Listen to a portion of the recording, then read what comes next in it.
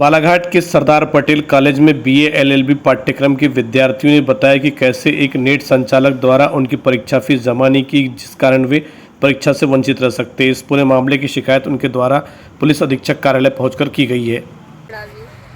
कौन से ईयर के छात्र हैं आप? Second year third semester start है। अच्छा, क्या घटना हुई है आपके साथ? जो हमारे साथ पढ़ने वाले ये एक छात्र है, वो थर्ड ईयर बीएलएलबी का स्टूडेंट है, जिसका लास्ट ईयर ही चल रहा है। लेकिन हुआ ये कि वो स्टार्टिंग से एमपी ऑनलाइन का काम करते ही थे, लेकिन जैसे हमारा स्टाफ उन पर ट्रस्ट करता था, उन्होंने इससे पहले भी कर चुकी, उनका एलएलबी का जैसे थर्ड ईयर है तो वो शुरू से ही करते हैं। हम लगा कि आगे भी करते ही रहेंगे ऑनलाइन काम।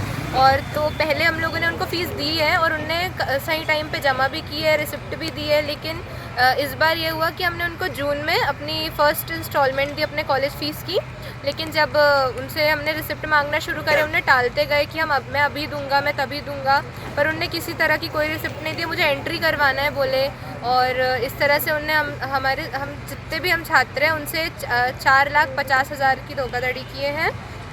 और उनने सिर्फ हमसे ही नहीं, हमारे जो स्टाफ है उनसे भी लिए हैं यही।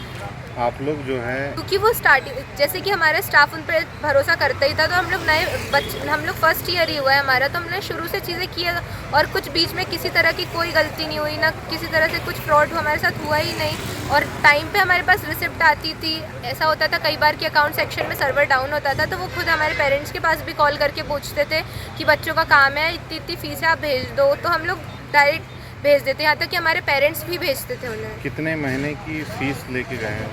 वो हम लोग की पूरी किश्त होती है 40,000 की, तो हमने पहली किश्त उनको दी थी 20,000। अच्छा, इस बीच में कभी जैसे आप पढ़ते हैं, रेगुलर पढ़ते रहेंगे, तो कभी कॉलेज प्रबंधन ने ये नहीं कहा आपसे कि आप फीस कहाँ पटा रहे हैं या कहाँ जमा करते हैं? नहीं, क्योंकि जो हमारी फैकल्टी थी वो उनको भी पता था कि ये बच्चों का काम करते हैं। अच्छा, क्या नाम है वो जिनने फ्रॉड किया? संतोष मोहारे। कहाँ के रहने वाले हैं? वो आमगांव, गोंदिया, महाराष्ट्र। तो आपसे कैसे संपर्क हुआ था इनका? वो हमारे कॉलेज स्टूडेंट है, थर्ड ईयर एलएलबी के।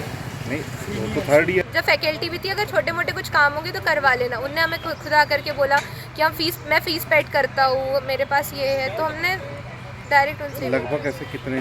25 से 30 बच्चे हैं। इसकी एफआईआर वगैरह की है कि पहले? एफआईआर नहीं हुई है, हमें अभी सिर्फ हमने आवेदन दिया था टीआई सर के पास में, तो जो एएसआई हैं कौशले सर, उनने बोले कि अभी प्रक्रिया होगी, तो हम उसी भरोसे बैठे थे। 2 दिन में उनको पकड़ के लेकर के आएंगे, सामने लेके आएंगे, पर किसी तरह की कोई कार्रवाई नहीं हुई, इसलिए हमें एडिशनल एसपी सर के पास, हम एसपी सर के पास ज्ञापन सौंपने आए थे। अच्छा, अभी क्या आपकी एग्ज़ाम है? फीस जमा नहीं होगी तो बैठने नहीं मिलेगा एग्ज़ाम में।